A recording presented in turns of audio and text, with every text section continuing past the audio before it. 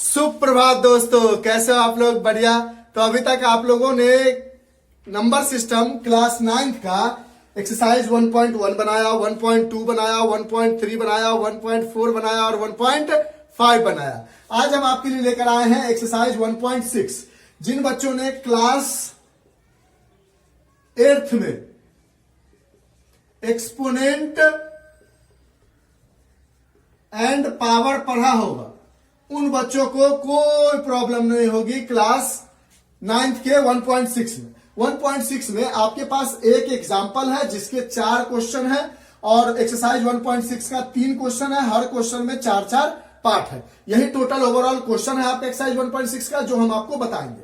अगर कहीं पे a to the power m into a to the power n हो, मतलब बेस सेम हो और पावर अलग अलग हो, तो आप एक काम करोगे और दोनों मल्टीप्लाई के साथ हो तो a to the power m plus n कर दोगे। जैसे पहला क्वेश्चन एग्जाम्पल 21 का पहला question 2 to the power 2/3 dot 2 to the power 1/3 है। देखो तो दोनों जगह बेस क्या है? 2 है, a मतलब 2 और पावर क्या है? यहां पर m की जगह है हमारे पास 2/3 एंड n की जगह है हमारे पास 1/3। तो हमें क्या करना होगा? बेस को एक बार लिखना होगा और m प्लस n करना होगा, यानी पावर को ऐड करना होगा। तो m प्लस n क्या मिलेगा? 2/3 प्लस 1/3। तो यहां पे लिखोगे 2/3 प्लस 1/3। इसका एलसीएम लोगे तो LCM 3, 2 plus 1 that is 3/3 is 1। तो आपको मिल जाएगा 2 to the power 1 that is 2 is the answer. देखो एक फॉर्मूला ये हो गया, पहला समझ गए आप। ऊपर वाला पार्ट इरेज कर दे। अब देखो दूसरा फॉर्मूला है हमारे पास। देखो जैसे जैसे क्वेश्चन दिए गए वैसे वैसे हम फॉर्मूला लिखाते चले जाएंगे आपको और उसको आप नोट डाउन करते रहोगे। दूसरा है अगर आपके पास a to the power m है और उसके होल के पावर में n है, यानी किसी का पावर है। जैसे दूसरा क्वेश्चन हमारे पास है 3 to the power 1/5 to the power 4। तो अगर ऐसा है तो आप कर दोगे a to the power m into n। यहां पे m कितना है? 1/5, n कितना है? 1/4। तो आप क्या लिखोगे? और a कितना है यहां पर?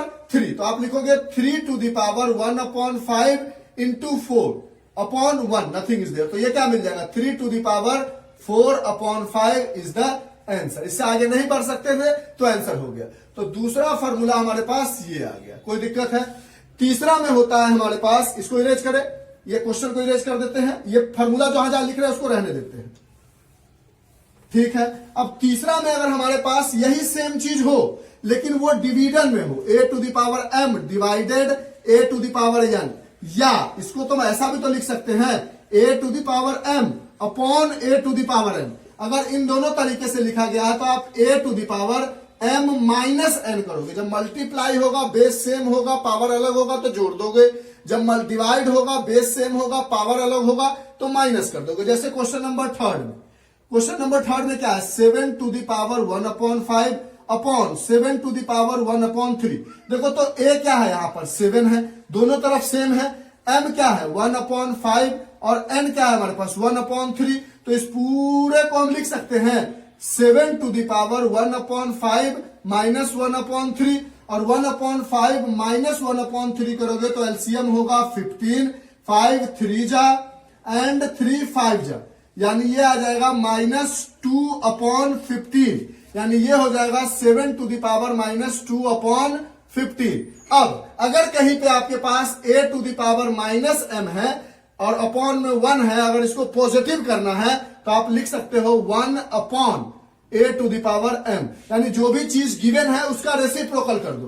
तो ये क्या है? 7/1 का पावर -2/15। तो इसको लिख दो 1/7 का पावर 2/15। पावर चेंज नहीं होता, ऐसा नहीं 15/2 हो जाएगा, सिर्फ पावर का जो है वो सारी चीजें बदल जाएगी। मतलब प्लस होगा तो माइनस हो जाएगा, माइनस होगा तो प्लस हो जाएगा। जैसे आपके पास 1/2 टू द पावर -2 है, इस पावर को पॉजिटिव करना है तो 2 को ऊपर ले जाओ तो ये हो जाएगा 2 टू द पावर 2, यानी फ्रैक्शन को रेसिप्रोकल कर दो तो पावर पॉजिटिव हो जाता है। तो यहां पे हमें मिला था -2 टू द पावर 15, इसको हमने लिख दिया तो ये आ गया, इसका आंसर आ गया 1/7 टू दी पावर 2/15 प्लस करने के लिए। यहां तक कोई दिक्कत है?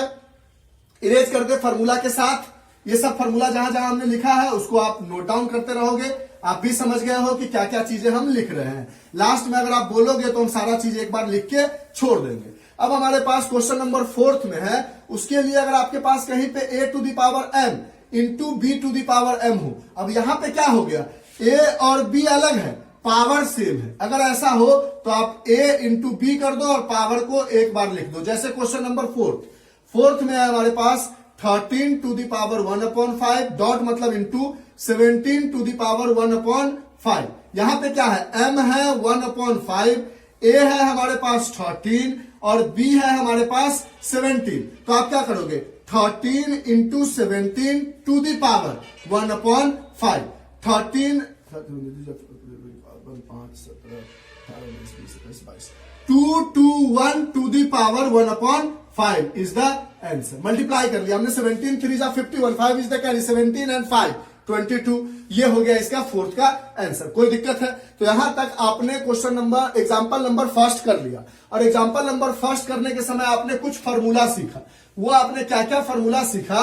आपने पहला चीज सीखा कि अगर बेस सेम हो और पावर अलग अलग हो तो आप बेस को एक बार लिखो और पावर को जोड़ दो, और मल्टीप्लाई में है तब। अगर बेस सेम है लेकिन डिवाइड में है, इस तरीके से या इस तरीके से, तो आप एक काम करो, यहां पर बेस को एक बार लिख दो और पावर को माइनस कर दो। फिर आपने सीखा कि अगर a to the power m और उसके पावर में n है तो आप इसको a to the power m n कर सकते हो, m इंटू n कर सकते हो। और अगर आपके पास एक बेस अलग अलग है और पावर सेम है तो आप इसको बेस को मल्टीप्लाई कर लो और पावर को एक बार लिख दो। यानी आपने एग्जांपल बनाने वक्त ये 4 फॉर्मूले सीखे। इसको इरेज कर दे। अब देखो एक्सरसाइज 1.6 का पहला क्वेश्चन, पहला का पहला पार्ट कहता है 64 टू दी पावर 1/2।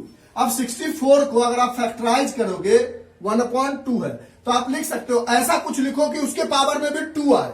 तो आप क्या, चाहे पावर में 2 नहीं भी आएगा तो चलेगा, आप सिंपल फैक्टराइज करो। तो आप बोलोगे 2 से करते हैं सर 2 3 जा 2 2 जा, 2 से करते हैं सर 16, 2 से करते हैं सर 8, 2 से करते हैं 4, 2 से करते हैं 2 और 2 से करते हैं 1, 1 2 3 4 5 6। यानी आपको मिला 2 to the power 6 to the power 1/2। और जब पावर का पावर हो तो आप लिख सकते हो 2 टू दी पावर 6 इंटू 1/2। 2 3 जा 6 यानी 2 टू दी पावर 3, और 2 टू दी पावर 3 को लिख सकते हो 2 multiply 2 is 8 is the answer. बोलो पहला क्वेश्चन समझ में आया, पहला का पहला। उसी तरह पहला में दूसरा पार्ट में है 32 टू दी पावर 1/5। जब हमें 64 का 32 का निकालना, तो 64 का यहां से था, 32 का यहां से शुरू होगा, यानी 1 2 3 4 5। इसको लिख सकते हो 2 to the power 5 to the power 1/5। यहां से जब पावर का पावर हो तो मल्टीप्लाई करते हैं, तो 2 to the power 5/1 multiplied 1/5। 5 5 cancel, that is 2 to the power 1 is 2 is the answer. Second part भी हो गया, इसको नोट डाउन करो, इरेज करते हैं। अभी तक कोई नया फॉर्मूला नहीं आया, इसी से काम बनते जा रहा है। अब आते हैं फर्स्ट क्वेश्चन के थर्ड पार्ट पे। इजी है, अगर आपको आता है तो वीडियो स्किप करो और बना लो। थर्ड पार्ट में हमारे पास 125 टू दी पावर 1/3। 125 को अगर आप फैक्टर करोगे तो क्या होगा, 5 2 जा 10, 5 5 जा 25, 5 5 जा 25, 5 1 जा 5, यानी 1 2 3। देखो ना, 5 into 5 into 5 is the factor of 125। तो इसको लिख सकते हो 5 टू दी पावर 3, तो इसको आप लिख सकते हो 5 to the power 3 to the power 1/3। और जब दो पावर हो तो मल्टीप्लाई हो जाता है, तो यहां से आपने लिखा 5 to the power 3 multiplied 1/3। 3 3 cancelled, 5 to the power 1 is 5 is the answer. अब आते हैं, फर्स्ट क्वेश्चन कंप्लीट हो गया, पहला का पहला पूरा कंप्लीट हो गया। अब हम दूसरे पार्ट पे आते हैं। दूसरे क्वेश्चन का पहला पार्ट, ये भी इरेज कर देते हैं। अभी तक कोई नया फॉर्मूला नहीं आया, जो हमने 4 लिखा उसी से काम बनते जा रहा है। सेकेंड का फर्स्ट पार्ट में है हमारे पास 9 टू दी पावर 3/2। इसको आप क्या लिख सकते हो, 9 का फैक्टर करोगे तो 3 3 जा 9, 3 1 जा 3, यानी 3 टू दी पावर 2। देखो ना, 3 इंटू 3 है, यानी इसको 3 to the power 2 to the power